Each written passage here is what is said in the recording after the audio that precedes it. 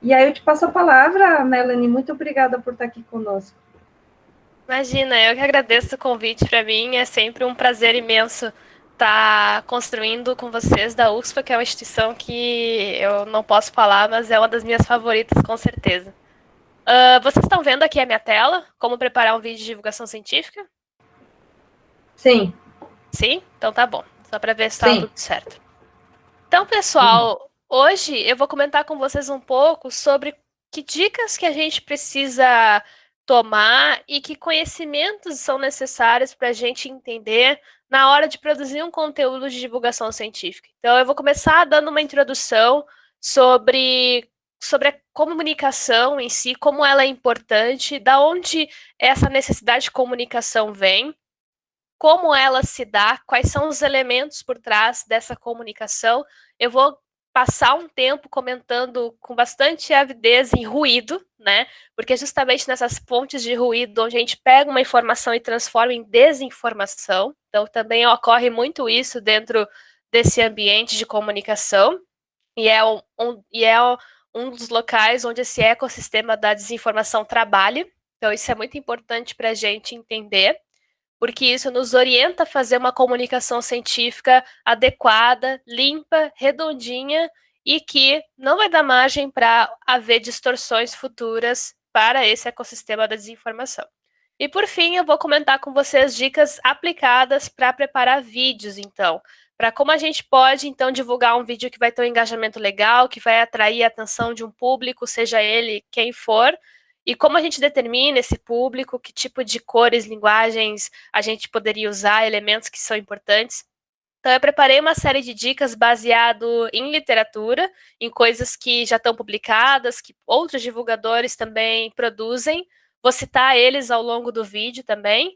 E recomendo também vocês procurarem essas pessoas nas redes sociais. É muito legal acompanhar elas, prestigiar o trabalho delas e aprender, né? Sobretudo com elas.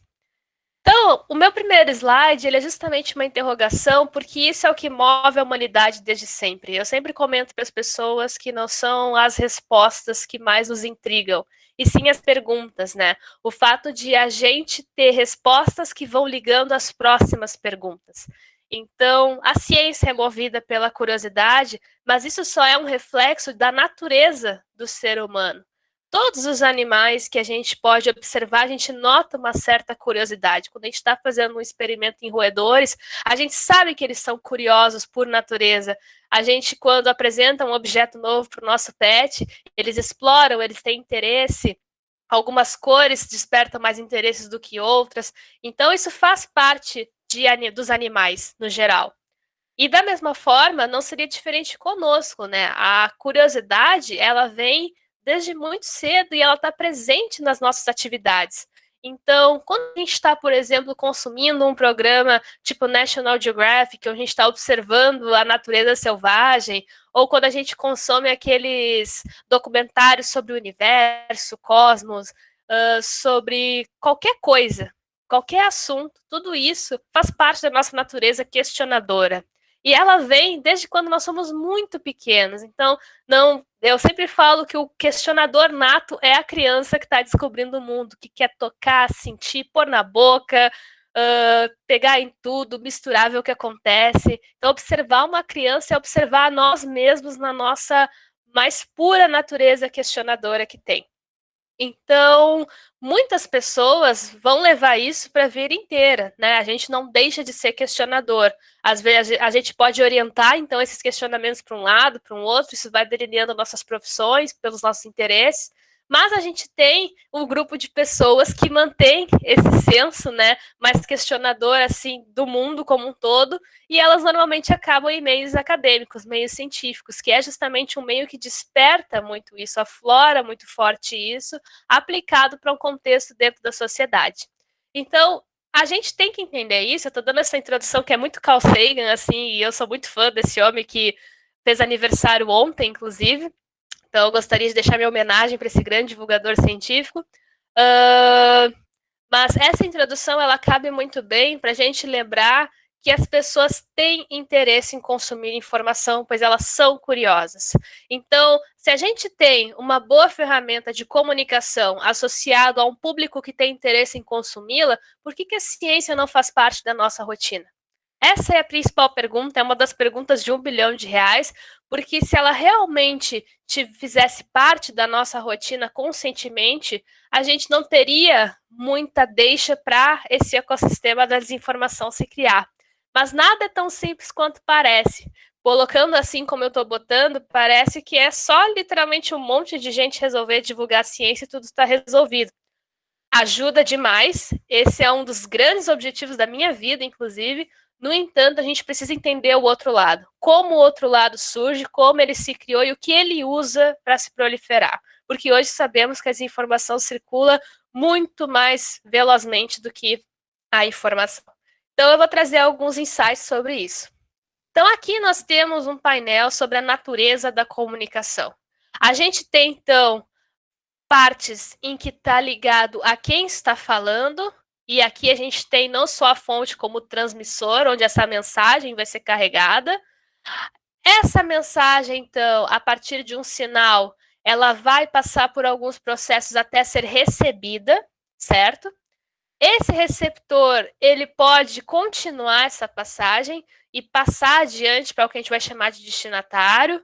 A gente pode ter vários receptores nesse caminho e vários destinatários no fim, que é quando a nossa informação se multiplica, se amplifica e ela vai tomando proporções virais, como a gente chama que viralizou ou hitou, né, nas redes sociais.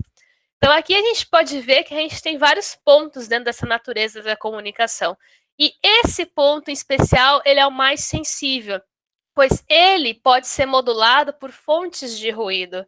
A gente sabe que esse passo da comunicação, como requer vários pontos, pode ir sofrendo pequenas mudanças nessa mensagem e até mesmo na forma como a gente escolhe o sinal para que ela seja veiculada. Então, aqui nós temos que prestar muita atenção sobre que formas esse ruído pode distorcer nossa informação, torná-la sensacionalista, amplificada, que pode prejudicar o seu entendimento pelos nossos receptores e destinatários, né? Então, eu vou comentar um pouco sobre esses pontos. Então, primeiro, sobre esse ponto que é realmente muito sensível, tanto pelas fontes emissoras quanto pelas fontes receptoras. A primeira pergunta que nós temos que fazer quando nós estamos divulgando uma informação é: qual o grau de preparação dos cientistas em transmitir informação para o público geral, incluindo seus intermediários? Esses intermediários podem ser jornalistas, pode ser um cientista falando para um divulgador científico, para um jornalista de ciências, pode ser literalmente para alguém de uma universidade que vai fazer uma matéria ou vai dar uma aula daquilo para alunos. Então, aqui nós estamos falando realmente sobre essa fonte emissora. Qual é o grau de preparação dessas pessoas? Então, a gente sabe que existe não vou dizer um problema, mas existe uma defasagem nos nossos cursos de pós-graduação, nos nossos cursos de graduação, do incentivo à divulgação científica. Isso não é um problema só de responsabilidade da pós-graduação e da graduação. Longe disso. Isso é de responsabilidade de muito mais gente, inclusive.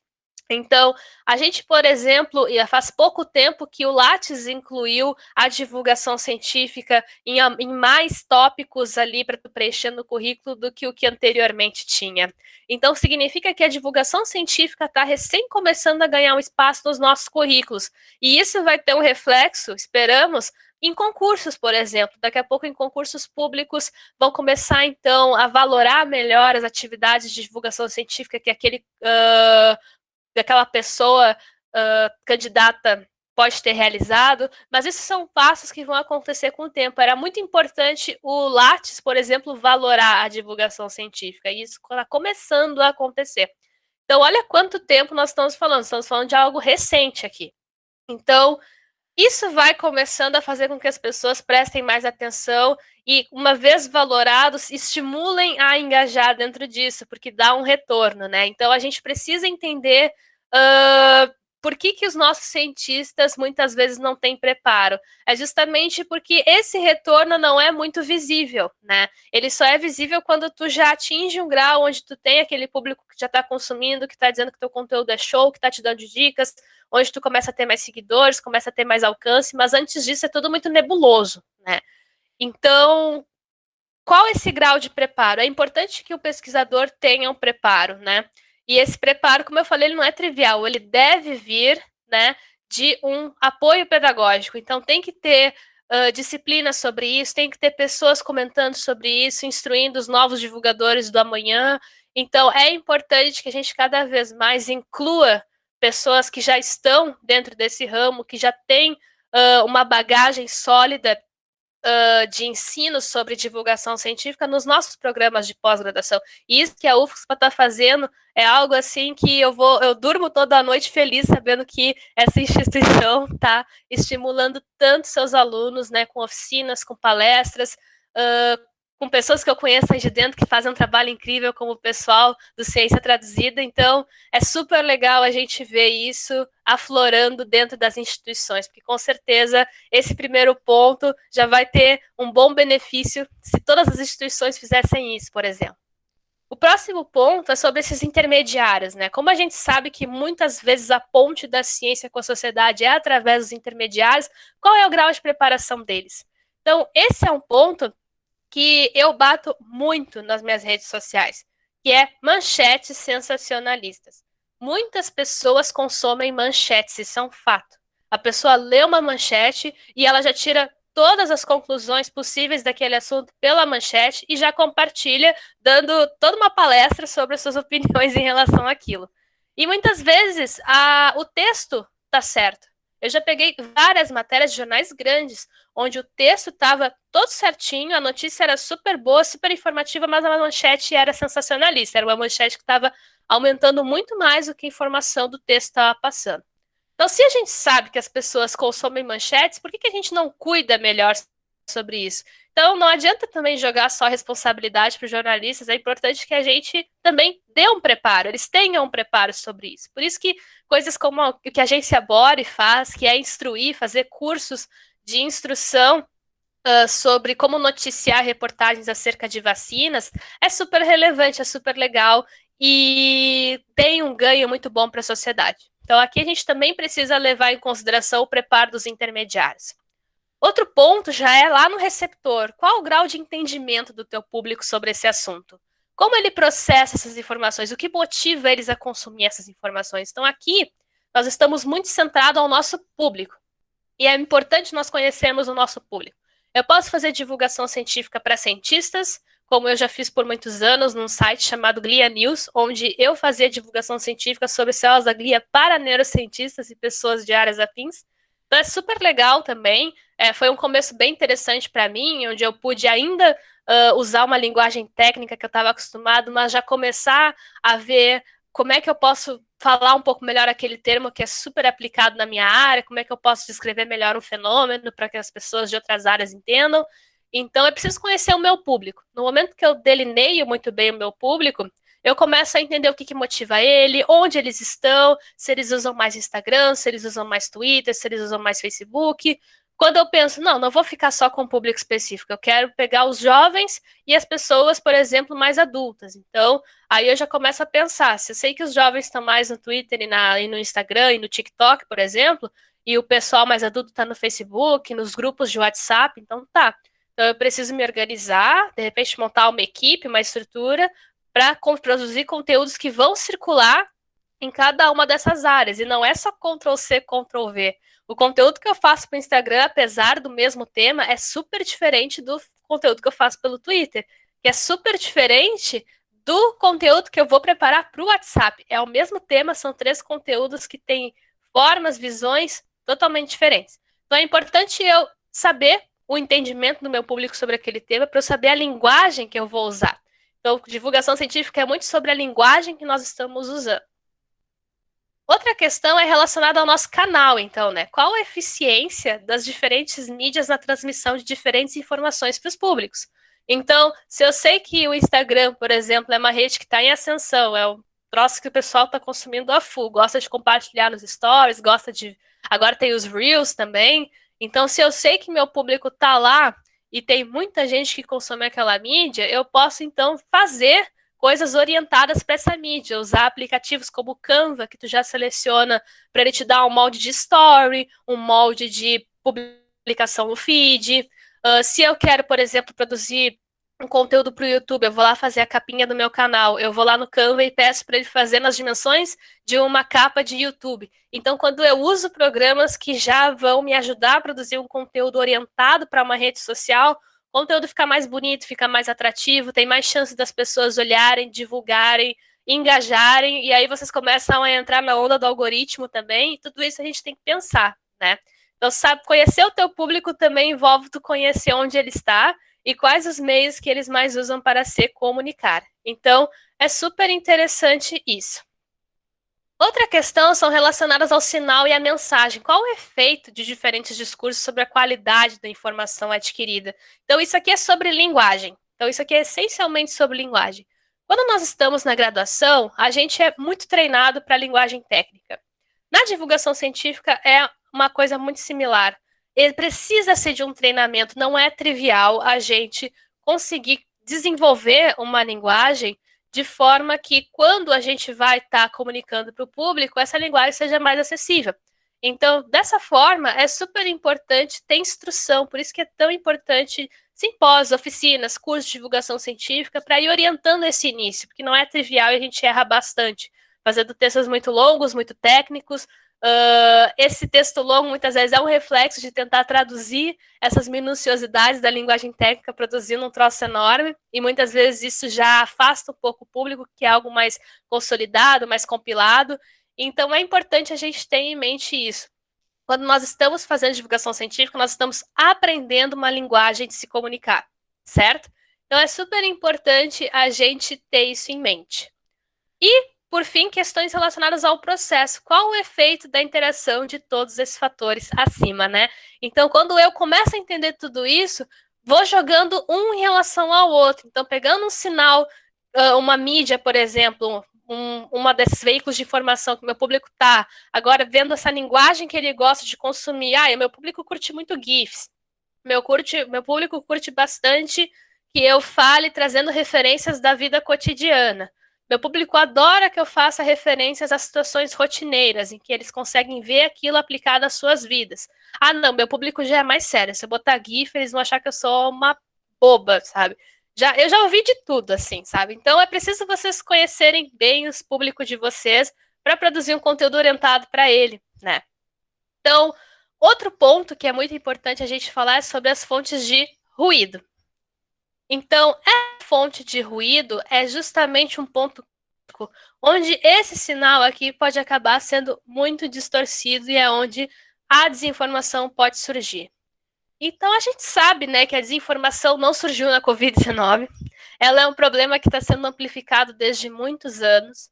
Então, a gente sabe que, por exemplo, desde aquele primeiro artigo onde se linkou a possibilidade de autismo a partir das novas vacinas de vacinação, desde então nós estamos desmistificando isso todo ano. Então, esse ano já saiu artigos falando que vacinas não causam autismo, assim como no ano passado, assim como sairá no ano que vem, porque justamente esse é o poder da desinformação. Por ela circular muito mais rápido, por ela se ter uma linguagem que é acessível para as pessoas, por ela justamente vender informações que as pessoas querem consumir, de curas rápidas, soluções milagrosas, soluções que não vão implicar um desgaste físico e emocional por parte das pessoas, elas acabam acolhendo mais. Porque existe um certo apelo emocional na desinformação, e isso faz com que as pessoas consolidem isso mais avidamente. Então, sabendo disso, ela se fixa muito mais na rotina da nossa sociedade. E a gente está vendo isso muito avidamente na Covid. Então, a gente viu coisas relacionadas à criação do vírus em laboratório, porque isso parece ser muito mais plausível para uma pessoa leiga entender do que a gente explicar todo o processo de adaptação, seleção natural de vírus, que isso é um fenômeno que acontece, que faz parte da realidade do nosso ambiente. Então, é necessário que a gente se engaje para explicar para as pessoas não só a informação, mas como a gente faz para obtê-la, explicar como funciona o método científico. E eu vejo isso na prática sendo super benéfico. Porque, por exemplo, saiu agora um estudo falando de possíveis efeitos benéficos da cloroquina, tipo, já faz 6 meses que a gente já entendeu que ela não funciona, mas ainda assim o pessoal está tentando bater a todo custo nesse martelo. Então, saiu esse artigo e um dos seguidores que me acompanha, que é uma senhorinha, bem senhorinha, coisa mais querida, assim, eu sempre gosto de conversar com ela. Ela virou para mim, Mel, saiu esse estudo, mas eu vi ali que não é um ensaio clínico, né? Tu sempre fala desse RCT, desse ensaio clínico randomizado. É estranho, né? Porque se fosse sério, seria um RCT, né? E eu fiquei, gente, quando é que eu ia imaginar que uma senhora de mais de 70 anos ia estar virando para mim falando sobre RCT, sabe? E aquilo ali encheu assim meu coração, porque eu fiquei muito feliz de ver que quando a gente explica o nosso método, a gente não precisa dar uma dissertação, um discurso imenso sobre como ele funciona. Mas a gente precisa orientar as pessoas de que não é a gente publicar uma opinião numa revista aleatória, assim, que aquilo vira uma evidência máxima acima de todas as outras evidências, que essas evidências têm força, elas têm graus de confiabilidade. Então, quando as pessoas começam a entender isso, elas começam a formar, pouco a pouco, o seu senso crítico. E quando vem um artigo que não tem uma força de evidência muito grande, ou até mesmo uma manchete sensacionalista, desinformação no seu estado mais puro, a pessoa já fica assim, não, pera, mas eu vi aquela guria ruiva falando eternamente por quase 6 meses sobre esses RCT. E eu já vi que várias outras pessoas também estão falando isso. Então, parece estranho. Então, isso é interessante, né? Então, do que nutre-se esse ecossistema da desinformação? Então, a gente tem esses principais tópicos aqui. Primeiro, a falsa conexão. Quando as manchetes, ilustrações ou legendas não confirmam o conteúdo. Então, isso aqui é super relevante. Juntamente associado ao falso contexto, que é quando o conteúdo genuíno é compartilhado com uma informação contextual falsa, nós temos, então, toda essa discrepância que faz com que essa desinformação possa ser mais engajada, mais adquirida. Então, aqui nós temos alguns fatos sobre esse ecossistema que já nos permitem ver como isso é gerado. A gente ainda também tem a manipulação do conteúdo, quando a informação ou a imagem é genuína e é criada para manipular, para enganar, então, essa pessoa. Então, aqui nós já temos aquele conteúdo que ele é projetado, que muitas vezes é comprado, né? Então, eu compro uma criação de uma desinformação para que ela circule, e aqui a gente se vale muito dos bots, né, para fazer com que ela circule mais rápido. Então, o pessoal da desinformação já entendeu que engajamento é importante. Então, se cria um exército de robôs virtuais para engajar e fazer aquilo circular e entrar no algoritmo, né? Então, já é um ponto. Outra questão que também faz parte de como ferramentas desse ecossistema da desinformação é a sátira ou paródia. Então, não tem nenhuma intenção de prejudicar, mas tem um potencial para enganar. Então, aqui a gente também precisa tomar muito cuidado. Conteúdo enganoso por si só, que é o uso enganoso de informações para enquadrar uma questão ou indivíduo. Conteúdo impostor, que é quando as fontes genuínas são imitadas. Então, aqui a gente tem aquele plágio também. E o conteúdo fabricado. O conteúdo é novo, 100% falso, criado para ludibriar ou prejudicar. Então, aqui nós temos alguns tópicos que falam sobre quais são os artifícios, ferramentas, então, que muitas vezes fazem com que as pessoas acabem consumindo aquilo. E como a gente endossa isso, né?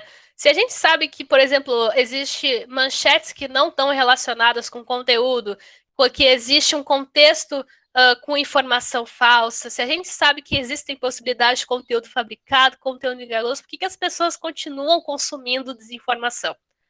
Aqui eu trago uma imagem assim que é uma das minhas favoritas, que as gurias do Ciência Traduzida produziram, que fala justamente sobre essas armadilhas mentais.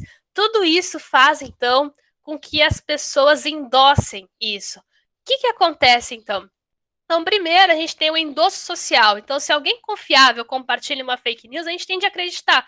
Então, quando a gente recebe de um familiar, quando a gente recebe de um tio, do melhor amigo, se é uma pessoa que tu já tem um vínculo, que você já tem uma construção juntos e tudo mais, tudo isso faz com que seja mais provável que vocês endossem essa informação ou desinformação nesse caso. Então, tem muito do endosso social, né? Do viés de confirmação, que esse a gente fala muito, assim, sobre essa questão nas redes sociais. Então, a gente tende a acreditar em mensagens que confirmem nossas próprias crenças e preconceitos, né? Então, é super importante isso. Se eu tô vendo uma informação que bate bem certinho com o que eu acredito, com minhas visões de mundo e tudo mais, isso é mais provável de eu compartilhar e passar adiante do que algo contrário, né? Então, dificilmente as pessoas compartilham algo que é contra suas crenças, que é contra, então, que bate de frente com suas visões de mundo, né? Isso acaba nos colocando dentro de bolhas, e é difícil fazer essa transposição de uma bolha para outra, que é um dos principais desafios da divulgação científica. Outro ponto é a dissonância cognitiva. Se as informações condizem em uma crença social, é comum rejeitarmos a verdade só porque ela não agrada, né? Tem muito isso, né? Essa história da cloroquina é muito baseada em dissonância cognitiva também. A pessoa vê todos aqueles artigos, todas aquelas evidências, só que ela insiste em querer acreditar que aquela solução super prática, super milagrosa, tem alguém conspirando contra mim para que aquilo não seja amplamente divulgado. Tudo isso, então, acaba endossando. E o raciocínio emotivado, que é o uso do raciocínio para acreditar no que a gente deseja. Então, a gente cria toda uma linha de raciocínio para endossar aquilo, porque a capacidade de análise crítica foi simplesmente sequestrada pelas emoções. Então, esse ponto aqui, eu acho que é um dos mais importantes, porque quando eu estou discutindo principalmente com pessoas próximas, eu sinto muito que ocorre esse raciocínio motivado, que a pessoa botou muito da sua força ali para criar um contexto que justifique aquelas informações, porque aquilo a agrada, então tem a questão da dissonância cognitiva, ou porque aquilo faz parte das suas crenças, então tem o viés da confirmação. Então, eu acho que esse raciocínio motivado, ele abraça essas outras três situações, endossando finalmente, então, aquele compartilhamento. Então, é importante a gente saber isso, porque sabendo disso, a gente consegue criar ferramentas para contrapor isso também. Então, um dos pontos, uma das falas, assim, que foi reveladora, assim, para mim, foi um troço life-changing, assim, mudou muito a minha percepção com relação à divulgação científica, foi esse vídeo da Natália Pasternak, que ele já é um pouco antigo, que ela apresentou nessas organizações independentes do TED, ali na USP, que é sobre a ciência brasileira e a síndrome de Cassandra. Então, aqui nesse vídeo, a Natália traz de uma forma extremamente didática situações em que a ciência se calou, né? Seja intencionalmente, seja não intencionalmente, mas se calou, né? Então a gente teve, por exemplo, a questão dos shampoos de DNA, né? Em que ela fala que as pessoas perdem o DNA ao longo da vida, o shampoo devolve, quem não quer o seu DNA de volta. E a ciência não falou nada, porque de alguma forma aquilo não parecia ser prejudicial, não ia matar ninguém usar aquele shampoo. Então, tudo bem, a gente tem outras coisas para fazer. E essa desculpa foi se perpetuando até a gente chegar na fosfetanolamina, onde a gente precisava se pronunciar. A comunidade precisava, sobretudo, se pronunciar engajadamente. E o que a gente viu foi um fraquíssimo pronunciamento engajado. Algumas instituições deram seu aval, outras se omitiram. O fato é, não aconteceu esse engajamento de tal forma que até hoje a gente vê pessoas valorando outras pessoas que defendiam a fosfetanolamina e que realmente tem alguém conspirando contra nós para que um remédio tão milagroso não seja disponibilizado para as pessoas. Deve ser culpa da indústria farmacêutica. Então a gente tem todas essas questões em que a gente perdeu o timing de se pronunciar, né? E o que aconteceu foi que a desinformação foi crescendo. Ela não nasceu na fosfetanolamina, ela não nasceu nas vacinas causam autismo, ela não nasceu sobre toda essa desinformação que a gente vê na Covid-19, ela é uma construção. E ela vai da mesma forma que uma bola de neve se enrolando, se enrolando, se enrolando, até que chega um determinado ponto que tudo é neve. E que a gente está numa tempestade de neve, com uma avalanche vindo ali no fundo e dificilmente vendo uma perspectiva de onde começar a tentar tirar toda aquela neve à nossa volta. Então, esse fenômeno que aconteceu, que é as pessoas valorarem muito mais a desinformação do que a informação, a Natália faz um link incrível com a síndrome de Cassandra. Então, Cassandra, ela era uma filha de alguém de Troia, acho que é, desses reis assim de Troia. E certa vez Apolo, que é o deus do sol, se apaixonou por ela. E concedeu a ela o dom dela fazer previsões que iam realmente acontecer. Então ela previa, tipo, que ia acontecer um negócio, o negócio acontecia e assim vai indo. E a Cassandra achou show e tudo mais, só que o problema é que ela não gostava muito da Apollo. Né? Ela não era recíproco esse amor que o deus do sol tinha para ela. E o Apollo, né, ficou puto. Ele simplesmente achou que era um afronte e amaldiçoou ela, dizendo que ela ia continuar fazendo todas as previsões, só que ninguém ia acreditar nela. O que acontece hoje com a ciência é muito explicado por essa síndrome de uma forma brilhante, como a Natália colocou. A gente fala, fala, fala, a gente sente a necessidade de compartilhar, de divulgar hoje, mas o que acontece é que a desinformação segue circulando mais rápido, porque a gente precisava ter construído isso mais cedo. Porém, antes tarde do que mais tarde, né? O que a gente está vendo hoje é um movimento muito forte de pessoas fazendo divulgação, de novos divulgadores surgindo. Eu acho que eu nunca vi tanta gente que eu conheço começando seu canalzinho de divulgação, sua página, sua conta voltada para isso. Então, é lindo de se ver.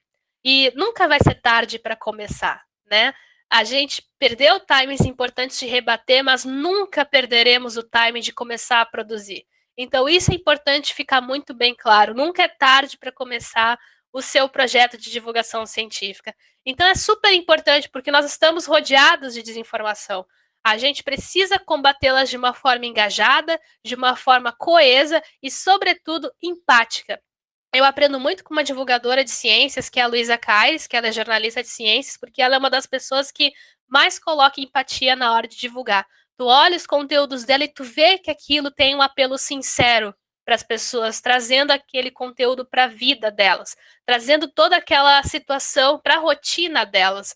Então eu acho super incrível essa forma e tento aprender muito com ela, porque isso faz com que as pessoas comecem a querer consumir aquilo como seu próprio lazer, né? Assim como a pessoa, quando está ali descansando, liga no National Geographic para aprender um pouco mais da vida selvagem, é importante que as pessoas também usem a ciência como seu lazer, como o seu lazer em consumir conteúdos que são informativos, que são interessantes e que simplesmente prestigiam a ciência. Então, é importante cada vez mais a gente construir essas pontes com a sociedade. Essa ponte através do jornalismo, das mídias, ela veio para ficar agora com a pandemia. A gente está vendo jornalistas cedendo suas colunas para cientistas, a gente está vendo cientistas tendo suas colunas próprias em grandes jornais, como Folha de São Paulo, Globo, Estadão. A gente está vendo os cientistas darem entrevista no Globo News, na BBC, na CNN. A gente está vendo os cientistas. Esse é o ponto. E isso é importante. Hoje eu vi um vídeo da Luísa, inclusive, em que ela está fazendo um compilado no IGTV dela, ensinando as pessoas como fazer divulgação, né? Dando várias dicas de 5 minutos cada videozinho para que realmente seja algo bem compilado, bem interessante. E no vídeo nesse último vídeo que eu vi, que é o vídeo da parte 2, ela fala muito sobre isso. Cientistas, tragam fotos do seu dia a dia. As pessoas gostam de ver vocês, as pessoas gostam de ver o rostinho de vocês numa saída de campo, as pessoas gostam de ver vocês trabalhando no laboratório, mexendo com aquelas vidrarias, com aquelas coisas que vocês fazem, elas querem entender o que é aquilo, as pessoas têm curiosidade. Então, quando a gente tira esse véu que é a ciência, o cientista, e dá um rosto para eles, a pessoa, olha, podia ser minha filha, olha essa guria aqui, ruiva, cheia de tatuagem, parece minha prima. Então, quando a gente dá rosto para as pessoas, isso torna mais pessoal, isso faz com que elas comecem a trazer aquilo para a rotina delas, isso é muito importante. Por isso que essas pontes com a sociedade, seja pelo jornalismo, seja por toda essa movimentação da divulgação, é super relevante. Então, por onde eu devo começar, né? Quem está querendo começar dentro desse ponto? Pode se engajar nos próprios meios de divulgação que as instituições onde vocês já estão promovendo. Então, a URGS tem algumas aqui, como eu coloquei, URGS Ciência, Microbiologando. A gente tem de outras instituições, como, por exemplo, os blogs de ciência da Unicamp, na USP. A gente ainda tem um podcast que é o Centonautas, que é produzido por um pessoal da URGS super legal. A gente tem o maior instituto brasileiro de ceticismo e divulgação científica, que é a questão de ciência, que é incrível também, que a Natália, inclusive, é presidente dele. A gente tem grupos específicos para contextos específicos, como a Rede, o Infovig, que está eternamente aberto para quem quiser compor, começar, aprender a fazer. E aqui a gente tem alguns tópicos de início, né? Divulgar a sua própria área de pesquisa ou a sua pesquisa. Então, fui lá, publiquei o paper do meu doutorado, publiquei o paper do meu mestrado, participei como IC de uma publicação, ou até mesmo sou IC e tenho uma publicação. E aí, como eu posso divulgar? Então é super legal pegar ali e escrever num parágrafozinho. Olha, pessoal, divulguei um trabalho hoje na revista tal, uma revista bem legal da minha área aqui de pesquisa. E nesse trabalho a gente se perguntou como é que tal coisa se aplica em tal contexto. E aqui a gente vê o que parece que é super promissor, que faz isso, isso, aquilo, essas coisas estão relacionadas a isso. E por fim, parece que tem um super ganho aqui para o nosso conhecimento, porque pode propiciar tais e tais avanços. Ou se é algo já prático, assim, clínico, isso vai ajudar em tal doença dessa forma. Então, fazendo super rápido isso, não dá nem 2, 3 tweets, não dá nem 5 minutos num vídeo do Instagram. Isso já vai treinando vocês para começar a criar essa linguagem e já vai, então, engajando as pessoas para ver, olha, essa pessoa está fazendo algo interessante, vamos ver o que ela está fazendo. E assim vai indo. Dá para publicar, dá para divulgar coisas fora da sua pesquisa também. Então, eu super me interesso por esse assunto tal, então eu vou estudar ele, vou ler sobre ele, vou falar para as pessoas, porque se me interessa, pode interessar outras pessoas. Recentemente, eu comecei um podcast que se chama Expresso da Meia-Noite, com um amigo meu físico, em que a gente simplesmente só fala de amenidades, assim, tipo, a gente pega um assunto, a gente já falou sobre livros de ficção científica, a gente já falou sobre assuntos bem sérios, como, por exemplo, a América Latina e a construção da nossa identidade como latino-americanos. Já falamos de pandemia, já falamos sobre o que é realidade. Então, a gente pega uns assuntos, assim, que a gente sabe que as pessoas muitas vezes já devem ter se perguntado, e ficar uma hora falando sobre ele. E o que mais me deixou, assim, impressionada é que são assuntos que não são exatamente da minha linha de pesquisa, né? Alguns são nada da minha linha de pesquisa, mas eu fui lá, estudei, e achei umas coisas que me interessaram, e durante essa discussão no podcast, a gente teve um retorno muito legal de pessoas que descobriram, né, no Spotify e hoje são ouvintes, né? E isso fica muito claro. O que é uma curiosidade, algo que te interessa, provavelmente interessa muita gente também. Então, por que não fazer um conteúdo sobre isso, né? A gente também tem essa questão do combate à desinformação, então tem redes de divulgação específicas para esse combate, e também redes relacionadas a questões pertinentes da atualidade, como a própria rede de análise Covid, que nasceu a partir dessa demanda da questão do coronavírus. Mas que com certeza ela não vai acabar assim, né? A gente já tem muitos planos dentro da rede de transformar a rede em alguma ONG no futuro, ou até mesmo de transformar a rede em algo mais amplo, de divulgação científica ampla, né? A gente sabe que essa questão da Covid vai demorar até ela dar uma acalmada. Provavelmente vai vir outras pandemias nesse caminho também. Então a gente não tem intenção nenhuma de acabar com a nossa rede, sim, de fazer ela se adaptar, assim como todo organismo vivo, ao longo das mudanças do ambiente. Então, vamos para a parte prática, né? Eu falei, mas agora eu quero trazer isso para a parte prática. Então, quando a gente vai fazer um conteúdo, a gente tem que se perguntar 3 coisas. Primeiro, quem é meu público? Então, meu público é jovem. Então tá, isso é uma coisa. Meu público é a tia do Zap. Isso é outra coisa. Meu público são pessoas adultas. Isso é uma terceira coisa. Então, o meu público não precisa ser um, ele pode ser vários. Quanto mais públicos, mais estratégias eu preciso criar. O que não tem problema nenhum. Outra questão é quais redes sociais meu público está presente. Então, delinear muito bem onde meu público gosta de interagir. Já tem estudos do Google, do próprio Instagram, que tu olha ali no Google e tu já descobre, assim, que tipo de pessoas consomem conteúdos daquela rede, se a pessoa gosta mais de vídeo, se a pessoa gosta mais de texto, se a pessoa gosta mais de áudio. Então, a partir disso, a gente vai delineando se eu vou virar um podcaster, se eu vou virar um Instagrammer, se eu vou virar um cara de Twitter, um cara de Facebook, e assim vai indo. Que tipo de mídia meu público gosta de consumir? Então, isso também é super importante. Se eu vou fazer áudio, vídeo, se eu vou fazer textos. Então, a gente tem várias plataformas. Uma plataforma que está surgindo e crescendo muito é na Twitch. A pessoa está jogando e falando sobre ciência. E as pessoas acham o máximo isso. Então, está crescendo muito e, naturalmente, é para um público jovem. Ele é bem específico, mas é um início fenomenal se tu quer fazer divulgação para pessoas mais jovens. Então, tem que ficar ligado para ver essas redes que estão surgindo, né, essas mídias sociais, e ver qual delas seria mais promissora postar. Então, aqui eu trago um exemplo de uma divulgação que eu fiz com a vacina espanhola. Então, teve uma vacina espanhola que recebeu autorização para iniciar seus testes clínicos, que é a RUT. Né? RUT vem do instituto onde ela é produzida. E aqui o André, que é um jornalista de ciências muito incrível, eu gosto muito dele, ele fez uma brincadeira com a Ruth ou a Raquel, que é de uma novela da Globo.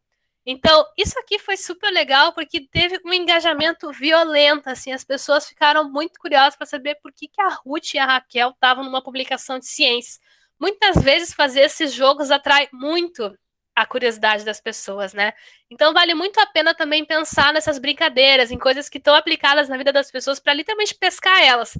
E daqui a pouco elas estão lendo todos os processos sobre essa aprovação da Ruth e rindo também pela própria comparação que foi feita com essa novela. Então é interessante também a gente sempre pensar, né, nesses trocadilhos, nessas coisas que muitas vezes pescam a atenção do público. Então, como é que eu transformo o meu paper, o meu objeto de estudo, a minha pesquisa, uma coisa que me interessa em um vídeo acessível? Então, a primeira dica que eu dou é fazer um roteiro, tá? Parece bobagem, mas ajuda muito. Pega um papel e escreve ali, eu vou falar sobre esse assunto. Então, eu vou começar com esse tópico, depois eu vou para esse, coloca uns conectivos para tu ver como um tópico se liga no outro. É super legal costurar a informação, né? Eu botei algumas perguntas aqui para começar a formular um roteiro. Então, o que meu trabalho quer responder ou entender? Qual o contexto que a pergunta está inserida? O que eu fui fazendo e o que eu fui entendendo? As pessoas entendem muito mais quando eu falo numa narrativa, num storytelling, basicamente. Então, eu primeiro fiz essa pergunta. A partir dessa pergunta, então, eu usei essa metodologia e achei isso. E agora isso me levou a uma próxima pergunta. Se aconteceu isso, é em decorrência daquilo? Então eu fiz essa outra metodologia e achei essa outra coisa. Então apresentar método, resultado, método, resultado, método, resultado tem um impacto melhor na compreensão do que todos os métodos e todos os resultados.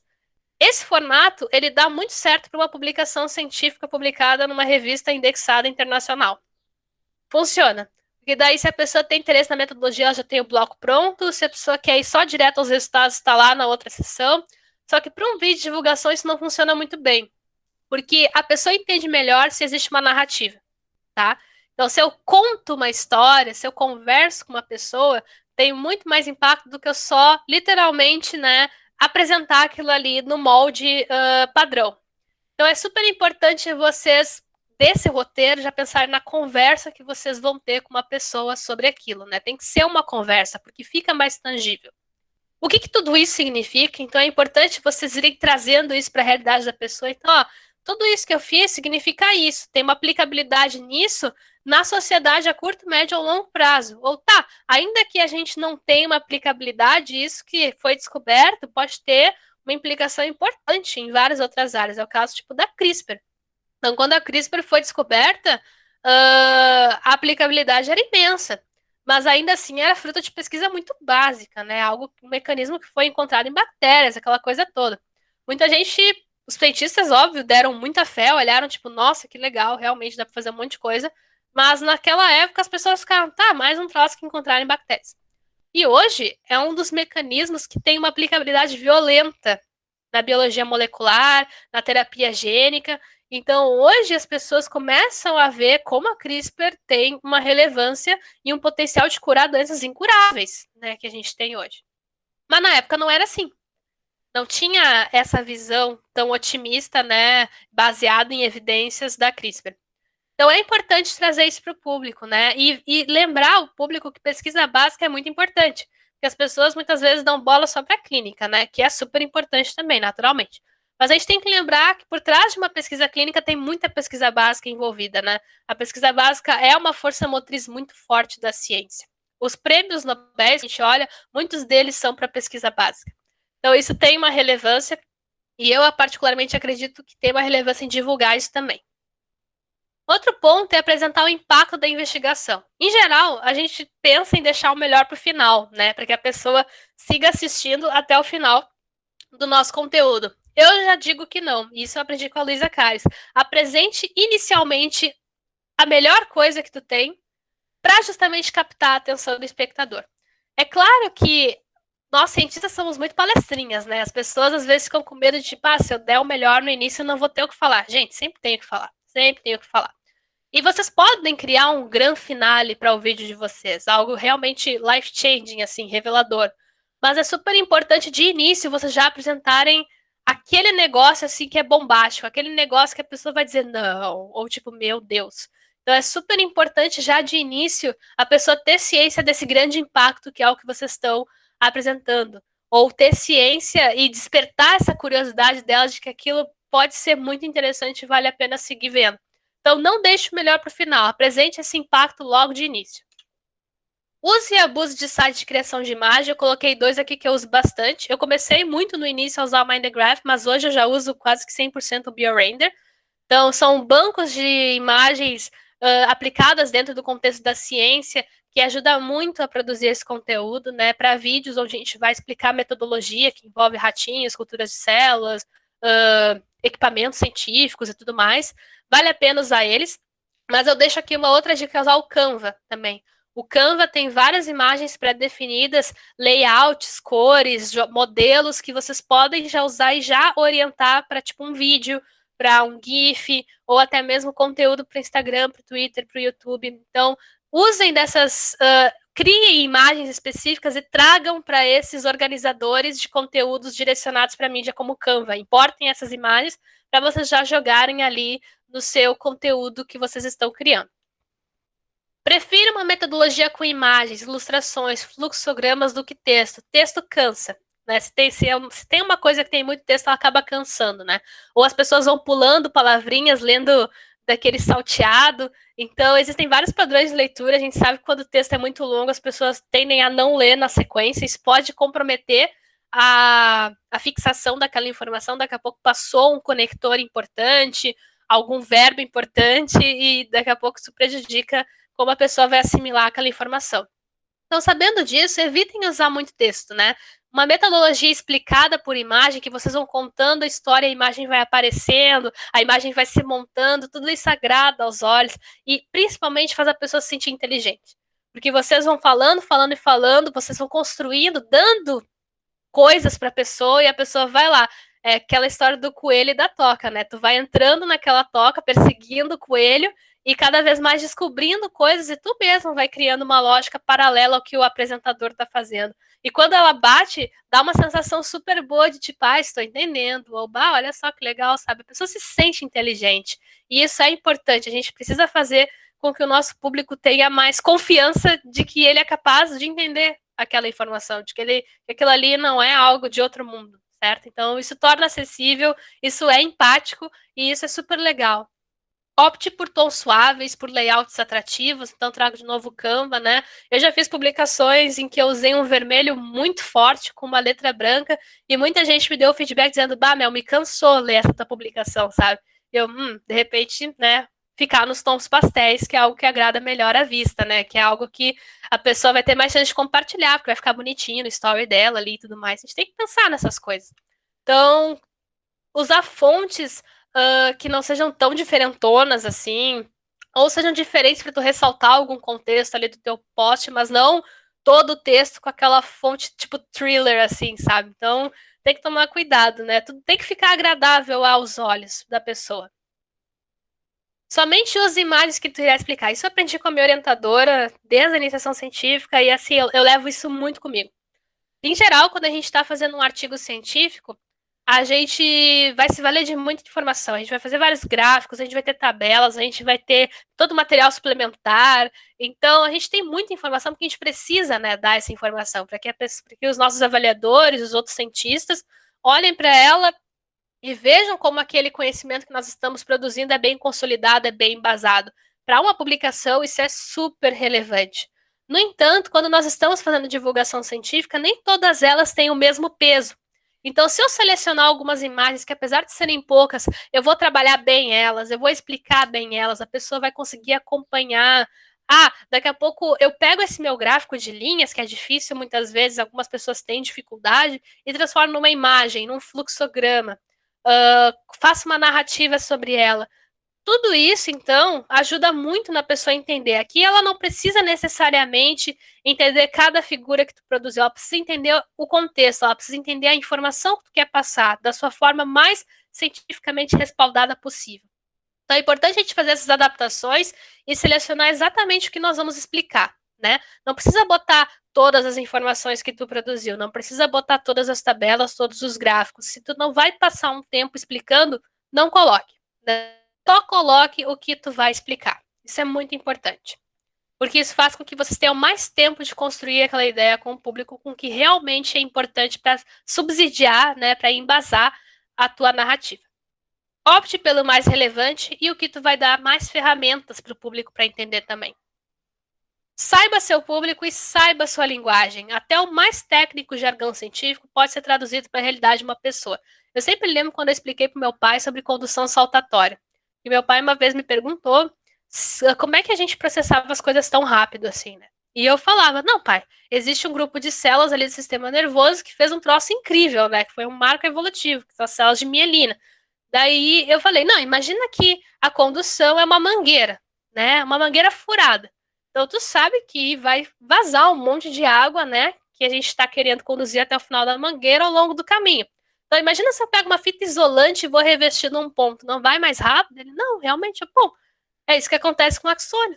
Ele tem vários pontos como se fossem furadinhos, que é onde tu perde esse fluxo de íons, que é o que vai levar a informação, e se tu isolar ele, então, ela passa mais rapidinho de um ponto para o outro. E ele ficou, nossa, realmente. Então, muitas vezes, né, a gente pegar uma linguagem e trazer para a rotina da pessoa não é fácil. Olha, eu sei, não é fácil mesmo, né? Mas se a gente trabalhar muito bem isso, ao longo do tempo, isso vai ficando mais trivial. Que nem esses tempos eu expliquei para alguém alguma coisa sobre células de apresentação de antígeno e fiz, tipo, um paralelo super diferente, assim, também. Falei sobre célula como se fosse uma alfândega, sabe? Uma coisa assim. Então, isso faz com que as pessoas comecem a trazer aquela informação para o contexto delas e comecem a entender, a se familiarizar com aquilo. Então, é super importante, né, lembrar, ter isso bastante em mente. Então, até mesmo para o público acadêmico, pode ser difícil, né, quando a gente usa um jargão científico, né? Quando eu uso termos muito técnicos de neurociência, uma pessoa de uma outra área pode ter dificuldade em entender aquilo. Então, essa questão da gente construir a linguagem da divulgação é super importante e ela leva tempo. A gente erra bastante, a gente faz conteúdos de início que ainda sofrem um pouco com esses jargões, mas com o tempo, com o retorno das pessoas, a gente vai construindo a nossa própria identidade, né? A gente vai construindo a nossa forma de se expressar e de produzir essa linguagem. Então é super relevante a gente ter isso em mente. Evite, né, narrar o conteúdo como se fosse uma apresentação técnica do teu trabalho. Converse com o seu público. Então, apesar de ser um vídeo que é um monólogo, né, tipo eu falando com vocês agora, é super importante que não pareça que eu estou fazendo uma apresentação oficial do meu trabalho numa conferência técnica sobre um assunto técnico. É importante que a pessoa sinta que eu estou falando com ela, que eu estou conversando com ela, que aquilo ali tem um storytelling por trás, então nuances da linguagem atrai a atenção do espectador, movimentos assim, de forma que prenda a atenção da pessoa. Então, não fazer algo também muito monótono, né? Então, esse trabalho visou, então, descobrir se o efeito potencial da célula lá de tal melhorava, tal, tal. Não, sabe, já começa com uma pergunta. Você já pensou o que a gente poderia fazer para resolver tal contexto? Então, tem um grupo de pesquisadores lá da Dinamarca que mostrou que tais células poderiam importar nesse contexto por tal ponto. Então, a gente se perguntou, se isso importa nisso, será que se eu aplicar para essas pessoas, talvez a gente possa ver um efeito bom? Então, isso faz com que as pessoas sintam que tu está conversando com ela. Então, é super importante a gente não fazer um conteúdo narrado, e sim um conteúdo conversado, porque isso torna, então, esse conteúdo mais atrativo. Parece realmente uma conversa, fica mais leve, né? Além do seu contato profissional, compartilhe suas redes sociais. Os pesquisadores estão nas redes sociais, as pessoas estão nas redes sociais, por que a gente não usa isso como ferramenta também, né? Então, se todo mundo está lá, por que não transformar a rede social num local de discussão de ciência? A gente está vendo isso no Twitter demais, né? Twitter virou o novo fórum, o cafezinho depois do congresso, né? Que é onde os pesquisadores se reúnem para trocar ideias. É o Twitter hoje, sabe? No Instagram também, a gente está vendo vários vídeos do IGTV de pesquisadores e tal, gente compartilhando em 2 minutinhos uma notícia, um troço assim. Então, por que a gente não começa a povoar as redes sociais com ciência também? Então, isso é super legal, né? Compartilhe no final da sua apresentação onde você está na rede social, né? Aqui é meu arroba do Twitter, meu arroba do Instagram. Então, me siga lá pra gente conversar e tudo mais. Muitas vezes facilita essa comunicação, né? A pessoa fica meio assim de mandar um e-mail formal e tal, mas é mais fácil para mandar um tweet, né? Deixar uma DM ali, então vale muito a pena compartilhar no seu contato profissional as suas redes sociais.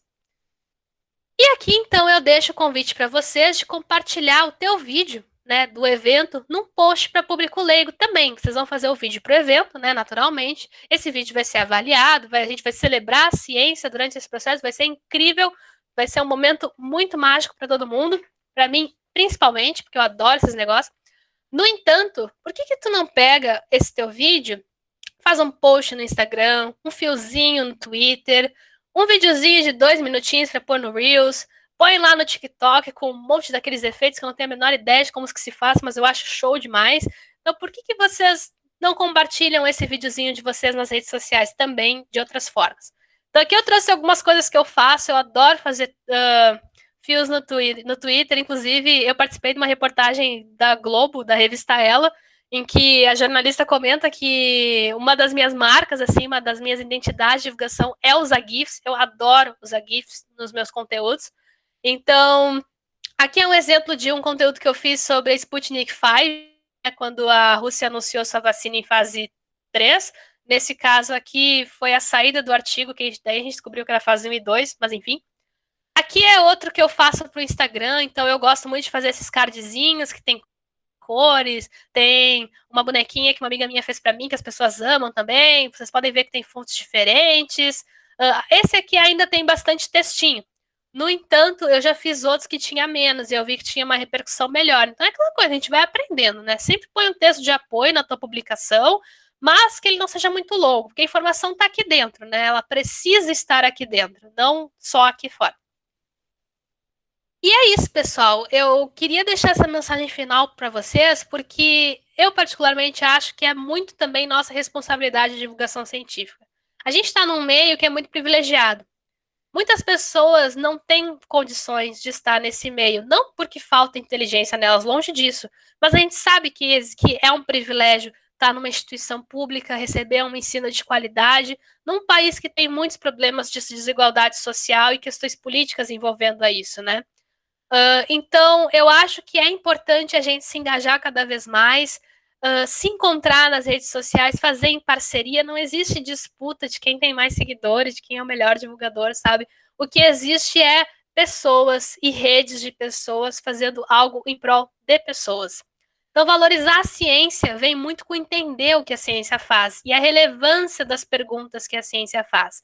A ciência, ela precisa se tornar presente da rotina da sociedade. A desinformação é muito presente da rotina delas, e a forma que nós temos para combater isso é trazer a ciência para a rotina delas também, a ponto de que as pessoas vão, aos poucos, criar o seu senso crítico, de forma que elas vão deixar de consumir desinformação e elas mesmas vão fazer a checagem dessa desinformação.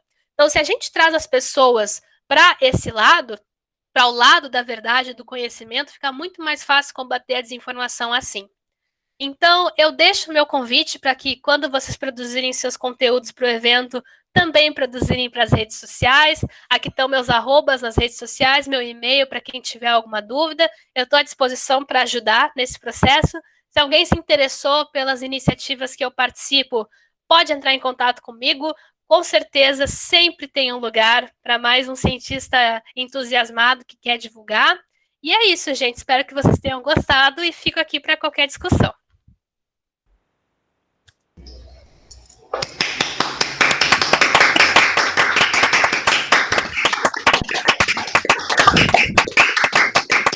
Demais, Melanie. Que bom que gostaram. Nossa, amei. Demais. Demais. Pessoal, aqui, ó, ao longo da tua apresentação, aqui no chat, aqui, todo mundo assim, ó, impressionado, assim, muitos elogios e, nossa, muito bom. Eu tô olhando aqui, que legal. Não, sensacional. E na verdade, a gente pediu, nós temos, assim, nesse prêmio que a gente está propondo, né, o aluno divulgador, a gente tem 2 categorias, né? Uma das categorias é para aqueles trabalhos que envolvem proteção patentária e que a gente não pode divulgar amplamente. E a outra categoria é o mérito divulgação científica popular, em que nós vamos colocar os vídeos no Instagram do programa, que no legal. Instagram e no Facebook. Então, os likes e os compartilhamentos, enfim, eles vão compor uma parte da nota. Então, vai ter avaliação científica, enfim, né, avaliação do júri científico. A gente convidou também. Tu é a pessoa coringa ali da nossa avaliação, porque tu tem condições tanto de avaliar a parte científica quanto a parte estética, enfim, né? Porque tu tá na interface, mas a gente está convidando júris, assim, que vão a pesquisadores e também pessoas que trabalham com divulgação científica e também pessoas que atuam na área de publicidade, né? Para avaliar esses trabalhos. E aí a gente vai deixar esses vídeos 10 dias no Instagram do PPG Biociências, e aí a gente depois vai contabilizar, né? E no Facebook do programa também a gente vai contabilizar quantos likes e compartilhamentos e tudo mais, né? A gente vai ter em cima disso, e aí vai compor uma parte da nota. Então, acho que vai ser bem legal, assim, eu acho Com certeza, vai ser muito rico, nossa. Fiquei muito feliz de saber, porque acho que é super legal, agrega muito quando tem diferentes pessoas com diferentes olhares, né? Acho que isso torna a experiência muito mais aproveitada, né? Mais rica. Com certeza, eu acho que a diversidade é a chave de tudo, né? A gente tem que sempre pensar em ter o contraponto, né? Se a gente junta pessoas que pensam tudo igual, tu não agrega, né? Tu não cresce, né? O negócio Exatamente. assim, a gente cresce quando tem ideias diferentes, na discussão de ideias, e a gente tem trabalhado, tem tentado, como eu vou dizer, nós, enquanto programa de pós-graduação, a gente tem trabalhado para criar instrumentos para que isso aconteça, criar mecanismos, porque a gente pensa assim que, enquanto programa, a gente tem que ter um papel indutor também, né? Exatamente. Né, de potencializar e de induzir para os alunos e para os pesquisadores, enfim, canalizarem as suas energias, né, em coisas que a gente considera importante, né? E eu acho que essa pandemia fez a gente acordar muito. Gostei muito da tua palestra, de tudo que tu falou sobre a questão do DNA no shampoo, da fosfetanolamina. Eu acho que os cientistas, eles permaneceram calados durante muito tempo, e eu acho que agora, felizmente, a gente compreendeu que a gente tem que estar inserido num contexto social. A gente não pode só pensar no artigo, ou a gente tem que pensar fora da universidade, e eu acho que talvez esse seja o grande aprendizado dessa pandemia. Eu acho que a gente tem sofrido muito em virtude dessa falha, né, estratégica que nós tivemos, né? Eu acho que as universidades, elas se separaram muito da sociedade, assim, elas se descolaram, né? Quando, na verdade, tudo que a gente faz é pensando nas pessoas, né? Ninguém, né? Todo mundo pensa em descobrir algo novo para ajudar as pessoas, mas infelizmente em algum momento a gente se descolou disso. E eu acho que agora é o momento esse é o ponto positivo. Eu acho que todo mundo acordou para isso. Perfeito. E acho que foi muito relevante, sabe? Foi um chamado que muita gente atendeu. Muita gente tinha já a intenção de entrar nessa área e viu nessa demanda a necessidade de cada vez mais pessoas ingressarem para fazer a boa divulgação, né? Tentar combater principalmente a desinformação. Isso vai ficar, né? Porque a pessoa ganha motivação ao longo disso. E daqui a pouco começa a divulgar outras coisas também, começar seu canal, como eu comecei também. Então, isso foi super proveitoso, assim, né? E as pessoas se impressionam com a velocidade da ciência. Eu sempre falo, quando me perguntam se isso não descredibilizaria ou tornar esse processo muito rápido não poderia implicar dele não ter tanta qualidade, eu sempre respondo, essa é a velocidade da ciência quando se investe nela. Se a gente coloca dinheiro na ciência, se a gente investe em recursos humanos, em tecnologia, a ciência responde rápido, porque ela é muito boa. Ela é muito boa no que ela faz. Então, nesse ponto, as pessoas ficam muito impressionadas. E elas estão vendo isso com o aumento de divulgadores científicos, sendo que eram pessoas que estavam sempre ali, no seu laboratório, fazendo o seu, produzindo, meio que atrás das cortinas e dos bastidores para a sociedade. E hoje, cada vez mais, as pessoas estão vendo e estão dando prestígio, estão reconhecendo esse pesquisador. Então, por isso que é importante a gente também mostrar para as pessoas que a gente existe, que nós somos pessoas normais, pessoas que pegam um trem, que pagam um boleto, que, sabe? Pessoas que fazem... né? Exatamente, sabe? Que depois do fim do dia assistem um filme na Netflix para desencanar. São pessoas normais, que têm consumos e hábitos normais também. Então, quando isso fica muito claro para as pessoas, elas acolhem, né? Elas então entendem, então realmente qualquer pessoa pode ser cientista. Sim, sabe? Por que não? Por que tem que ser algo só da grande elite, só dos grandes gênios da nossa era? Não, tá ligado? Eu nunca fui gênia, nunca tive a melhor nota da turma, nunca fui o melhor, eu sou praticamente aquele meme, second but not the best, sabe? Eu sempre fui essa pessoa. E tamo aí, sabe? Tirei meu doutorado, tô fazendo pós-doc, tô falando com vocês, que é super legal, tô dando várias entrevistas, nunca pensei que ia estar nos lugares que hoje eu falo, e eu sou uma pessoa super normal, assim, sabe? Então, isso é super legal, né? Muita gente acha meio até deselegante falar, então a ciência é para qualquer pessoa, mas sim, ela tem que ser, sabe? Qualquer pessoa pode hoje se tornar cientista e tudo mais. A gente tem que sempre lembrar que existe ainda assim, né, a questão de privilégio, a questão de que nem todo mundo recebe um ensino de qualidade para propiciar a entrada em centros universitários de excelência. E a gente precisa combater isso, a gente precisa de incluir mais essas pessoas e fazer com que isso se torne um processo inclusivo, né? Mas a questão toda é, quando a gente dá isso, qualquer pessoa pode ser cientista, qualquer uma. Ai, que legal isso que tu tá falando, eu sempre falo isso, e isso virou um mantra aqui em casa, assim, às vezes eu falo com meu marido, eu digo assim, tem que dar oportunidade para as pessoas. As pessoas precisam de oportunidade, né?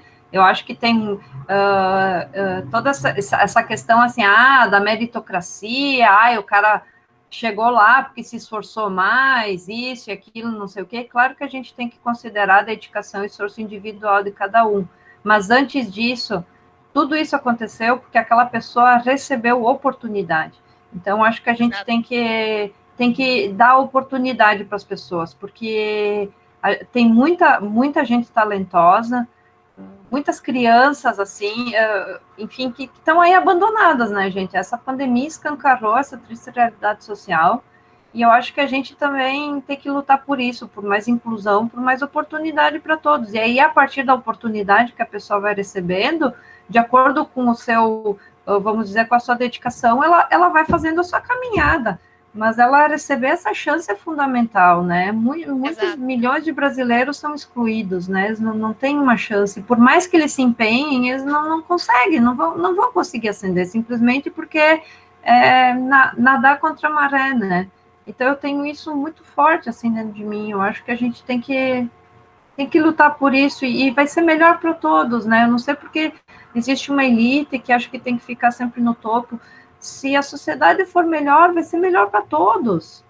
E se não tiver bom para todo mundo, em algum momento, mesmo aqueles que estão na elite, eles vão sofrer com isso. Porque eles não tem como se isolar desse ecossistema social. A gente vive no mesmo ecossistema, por mais que essas pessoas tentem se descolar do resto da população.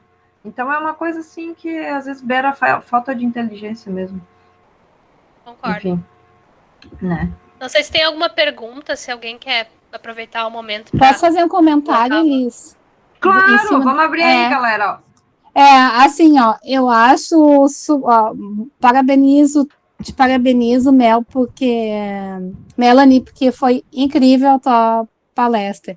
E eu acho que isso que tu falou é uma coisa, complementando o que a Elis falou, que a gente tem que agarrar as oportunidades, né, e tentar fazer o melhor disso.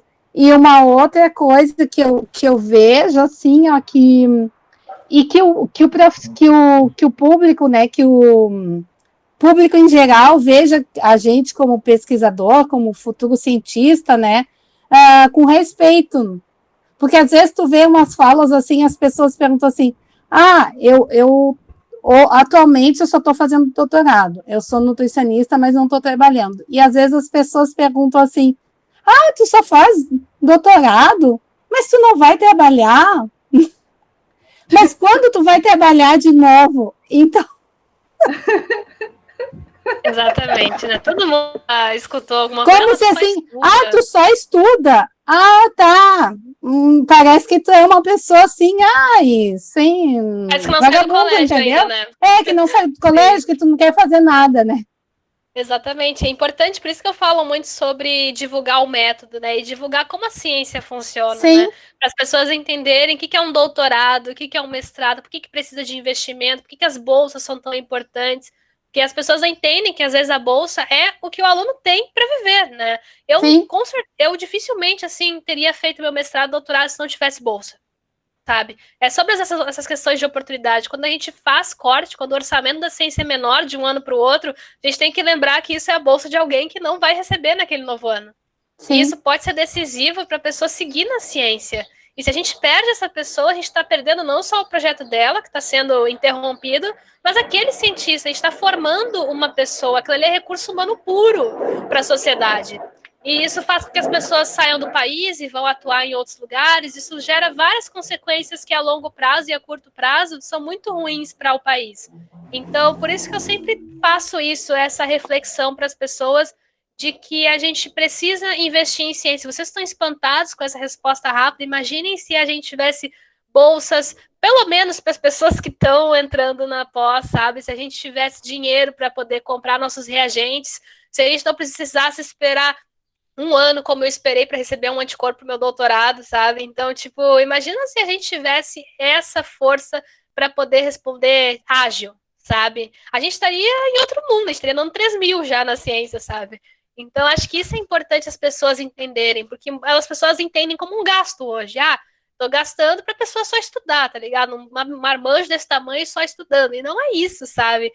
Tem que ser visto como uma ocupação, sabe? Tem que ser visto como uma ocupação. A pessoa, ela é aluna de doutorado, isso é uma ocupação, sabe? Isso precisa ser visto dessa forma. Ainda que não seja reconhecido pelos nossos órgãos de trabalho, essas coisas, pelo menos a sociedade precisa entender dessa forma, que a pessoa está numa ocupação ali. Eu queria fazer um comentário também, vou abrir aqui minha câmera. Primeiro, Melanie, queria agradecer a tua palestra, achei sensacional, muito bom ver a espontaneidade com que tu trata esse assunto, parece que tu trabalha desde sempre com divulgação científica, assim como se fosse a tua formação, e eu acho que isso dá um gás assim, bem importante para o pessoal que está assistindo e para o nosso PPG. Uma coisa que eu fico pensando muito é que durante a minha formação e também muitas vezes a forma com que a gente trabalha com os nossos alunos, a gente prepara muitas vezes os alunos para apresentar o seu trabalho num congresso, em alguma mostra, e a gente tem, e nós fomos instruídos a seguir uma linguagem técnica, né? A gente muitas vezes faz alguns ajustes de linguagem para que fique mais técnico, né? Não tão coloquial, e agora a gente vai, então, para o inverso disso tudo, né? Então, a gente foi treinado de uma forma técnica, científica, com palavreado mais ajustado dessa forma, e agora a gente tem que se voltar e tentar falar de uma forma mais simples, que possa chegar ao público como um todo. Então, esse é um desafio bem grande, acho que para todo mundo, né? E saber que os nossos alunos vão estar desenvolvendo essa habilidade dupla me deixa feliz, porque isso vai facilitar com que quando eles forem orientadores e que quando eles têm os grupos dele, ou enfim, quando eles estiverem atuando em outras equipes, que essa comunicação seja mais fácil, né? Eu percebo muitas vezes, assim, os meus familiares, às vezes a minha mãe tem alguma dúvida, eu vou começar a falar e eu percebo que ela faz um tom assim como se eu fosse fazer realmente um baita texto para chegar no final. Então, eu tento abreviar o máximo para não cansar ela. E a minha mãe, ela tem interesse em saber o que eu faço. Imagina um público leigo, né? Então, é super importante a gente desenvolver realmente essa habilidade. Eu acho que está cada vez mais sendo valorizado isso tudo. E também algo que eu percebo é que a população como um todo muitas vezes não dá a devida valorização, porque parece que o que a gente faz nunca chega em nada, né? Então é um dinheiro que o governo investe, e aí, qual foi o fruto disso tudo? Então, se a gente conseguir mostrar, como tu bem colocou assim no final, né, onde o que eu descobri se aplica, e se a gente realmente conseguir mostrar, eu acho que a gente vai começar a ganhar uma parte da população e isso vai ter reflexo, né, em todos os âmbitos, vamos dizer assim, né? A população estando junto com os cientistas, a gente já ganha, né, uma grande contribuição, né? Afinal de contas, a gente trabalha para trazer algo para a sociedade, né? Perfeito, exatamente. Concordo com tudo que tu falou. E acho que essa devolver então para as pessoas essa visão de que aquilo tem uma aplicabilidade, que essa aplicabilidade pode não ser rápida ou pode não ser direta para um contexto, não invalida que ela é fundamental, né? E, por exemplo, um dos prêmios Nobel mais relevantes que foi a descoberta de como um canal de soja dependente de voltagem funcionava, né? O pessoal estudou isso, acho que foi até num invertebrado, assim, tipo desses axônios gigantes de Lula da vida, assim, umas coisas assim. E tudo isso foi base para a gente entender potencial de ação, condução, como é que o neurônio se comunica para o outro, o que acontece quando essa comunicação é interrompida, do que se vale doenças neurodegenerativas, entre outros transtornos. E a partir daí, hoje, a gente desenha fármacos para agir em canais dependentes de voltagem ou canais específicos para tratar epilepsias refratárias, para tratar um monte de condição. E tudo isso veio de algum lugar? Veio de alguém que achou aquilo relevante, que achou aquilo interessante e foi a fundo. E não só foi reconhecido como um prêmio Nobel daquela área, daquele ano, como também hoje tem essa sua pesquisa eternizada, né? Essa pesquisa hoje, ela respalda infinitas outras pesquisas. É uma base, assim, que solidificou linhas imensas e aplicabilidades infinitas. Então, a gente precisa fazer com que as pessoas entendam que algo que não tem aplicabilidade rápida não necessariamente é algo que não é interessante, que não é tão relevante quanto aquele remédio que eu descobri para uma doença agora, sabe? Não existe peso na ciência, tudo é importante. O grande desafio é a gente fazer a população leiga enxergar esse potencial. Eu acho que é aí que a gente ganha. Quando a gente conseguir fazer com que eles enxerguem esse potencial, aí a gente conseguiu levar a nossa mensagem, né? Mas obrigada, Melanie, pela oportunidade de escutar. Parabéns. Eu que agradeço, obrigada. Tem uma pergunta do Matheus, não sei se ele quer abrir o microfone ou eu já respondi, que ele achar melhor. Eu faço? Tá. O Matheus perguntou... Eu não sei se ele tá aí. Mas, enfim, a pergunta vale a pena. Não, mas ela vale. Como se manter motivado caso suas publicações tenham pouco engajamento? Assim, pessoal, isso faz parte de uma conversa que eu tive, inclusive, com o Átila e a Marina. Eu comecei meu canal no YouTube e teve só um vídeo lá, né? Um troço que eu ainda tô tentando me organizar para fazer periódico. E eu virei para ele, Átila, olha só, como é que eu posso fazer para as pessoas enxergarem mais meu canal e tudo mais? E, pô, sabem quem é o Átila, né? E o Átila virou para mim e falou, Mel, é difícil, assim, é um processo longo. É um processo que precisa de estratégia, porque senão a gente se desmotiva. De início, realmente, é uma caminhada. Eu estou desde 2015 fazendo divulgação científica ativamente, já são 5 anos. E só em 2020 é que eu consegui, por exemplo, uma conta verificada no Twitter. Foi só em 2020 que eu consegui um número legal de seguidores, muito em virtude pela divulgação que eu estou fazendo da pandemia. Então, para vocês verem, é um projeto, entendeu? É o nosso projeto pessoal fazer divulgação científica também. É algo que demanda tempo, demanda uma construção, envolve a gente errar, envolve a gente não fazer uma boa divulgação de início, seja porque a linguagem ainda é muito técnica, o texto ainda é muito longo. Então, a gente vai aprendendo. A gente não pode desmotivar se de início a gente não conseguir tantas curtidas, tantos likes, tanto compartilhamento, tanto salvamento daquele nosso conteúdo. Mas a gente tem que entender, é uma coisa que me motiva muito, é que muitas vezes a gente precisa que só dê certo uma vez, sabe? Que tipo, que uma pessoa que passe ali acha aquilo interessante, aquilo ali, a gente não tem noção de como isso muda a vida das pessoas, de como aquilo pode ser super importante para essa uma pessoa que passou ali e viu, sabe? A gente sempre tem que ter em mente que o nosso conteúdo vai ser apreciado por alguém, seja esse alguém que for, sabe? Então, é legal marcar os colegas, porque os colegas ajudam muito nessa fase. No início, assim, eu marcava muito meus amigos sempre me davam retorno do conteúdo, sempre compartilhavam. Então, aquele feedback inicial das pessoas queridas da nossa volta é super importante. A minha mãe me estimulou muito também, sempre compartilhou com os contatos dela, olha que minha filha escreveu, não sei o quê, não sei o quê. Então, esse retorno de início, muitas vezes, é a tua força motriz, é esse carinho, esse amor, esse companheirismo dos teus colegas. Falar com pessoas que também estão fazendo divulgação e estão começando, porque todo mundo se ajuda. Eu compartilho, por exemplo, o que as gurias do Ciência Traduzida fazem, elas compartilham o que eu faço, nós todas ficamos, e aí? Então, é super legal, sabe? A gente acaba todo mundo crescendo junto. Se tu já é uma pessoa que já tem mais seguidores e tá vendo aquele pessoal ali batalhar para começar, vai lá e compartilha, seja a pessoa que não foram para ti, sabe? Então, então, dificilmente a pessoa tem um apadrinhamento nesse início. Então, vai lá e apadrinha aquele pessoal, sabe? Compartilha o que aquele pessoal tá fazendo, deixa dicas, conversa com eles, faz uma live, chama eles para eles já começarem a ser vistos. Então, eu acho que o grande foco, assim, o que deu muito certo para mim, depois de tanto tempo tentando, foi literalmente me associar às pessoas, entendeu? Fazer com que eu pudesse contar com as pessoas. A rede Análise Covid cresceu dessa forma, cresceu porque a gente tinha outras redes naquele momento que também estavam crescendo e a gente cresceu todo mundo junto. Isso foi o mais legal, sabe? Então, hoje a gente tem vários divulgadores dentro desse ramo, que um divulga o outro, a gente cresce todo mundo junto. Tem espaço para todo mundo fazer divulgação científica. Isso é o que as pessoas precisam entender.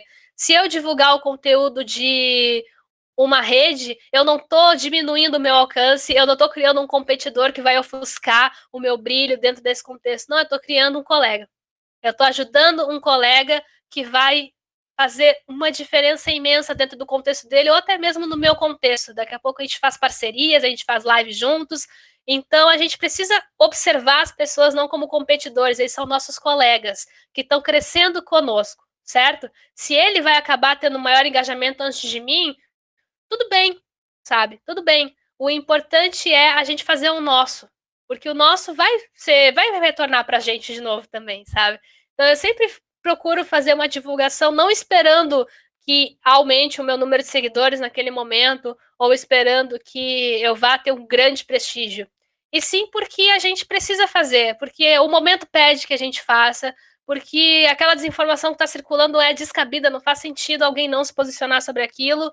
Então é importante que a gente tenha em mente isso, parar de ver nossos colegas como concorrentes e começar a ver as pessoas como nossos aliados, né? Quando a gente começa a ver isso, a gente muda a nossa percepção das coisas. A sociedade, muitas vezes, para justamente a gente ter essa velocidade, esse aumento da entrega de coisas com mais qualificadas possíveis, ela nos estimula a ser competidores, né? De enxergar o nosso colega como nosso concorrente. Ah, aquela guria faz um post muito mais rápido que eu, então ela é a primeira que publica sobre aquilo, e isso faz com que ela seja mais valorada, que ela seja mais procurada por jornalistas em relação a mim.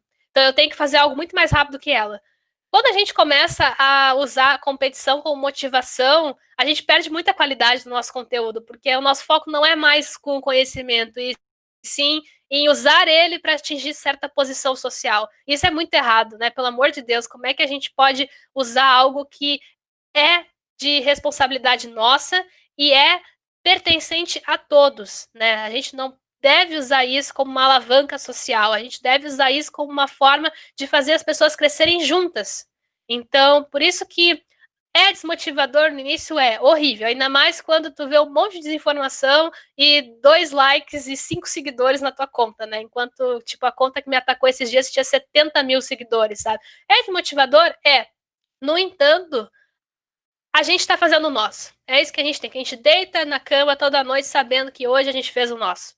E que a gente não fez só o nosso para nós, a gente fez para outras pessoas. Eu fui lá, ajudei o pessoal daquela rede, eu fui lá, dei uma dica que pode ser legal para aquela pessoa, me coloquei à disposição da outra para colocar, fui lá e convidei 15 pessoas para fazer parte da rede. Não sei se eles vão topar, mas que tomara que sim. Então, fiz o meu, sabe? Então é isso, sabe? É sobre a gente nos ver como parceiros e não como competidores também.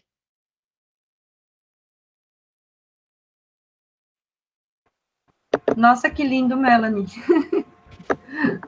É pra vida isso que tu falou.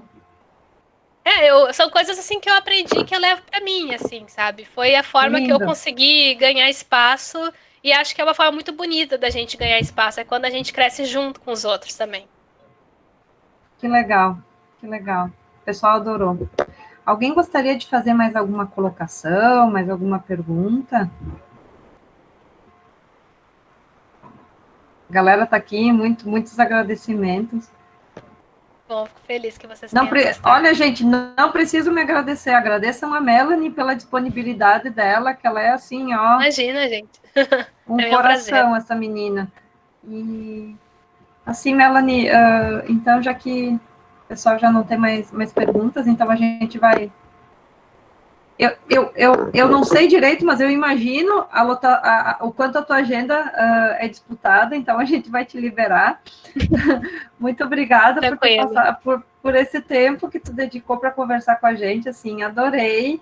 Fico feliz também. E assim, muito bom que está gravado, porque assim eu vou olhar de novo. E a gente eu vou compartilhar bastante também. Sim, eu vou mandar o link para ti também. E aí, se tu quiser divulgar também, porque tava muito bom o teu seminário, assim, eu adorei. E essa parte da discussão também sensacional. Sim, muito bom. Então, pessoal, a gente vai finalizando por aqui. Melanie, a gente segue se comunicando contigo com respeito à organização do evento e tudo mais. Claro, com certeza. E assim, vai ser oportunizado no YouTube também a gravação. Tá bom, obrigada. Hoje não pode ser transmitido ao vivo, mas vai ser possível oportunizar, então tá jóia. Então, assim, pessoal, a gente conta com a ajuda de todos para a divulgação do nosso evento, assim, e eu acho que essa atividade do vídeo de divulgação científica, eu acho que a gente espera, assim, colocar mais um tijolinho, né, em cima desse trabalho de divulgação científica, enfim, né. Muito obrigada pelas dicas, Melanie, e vamos seguir trabalhando junto, né. Com certeza, sempre juntos. Contem comigo sempre. Tá, pessoal. Beijão para todo mundo. Gente. Bom dia e se cuidem. Tu também, querida. Fica bem, tá? Vamos nos falando. Isso. Tchau, pessoal. Beijo.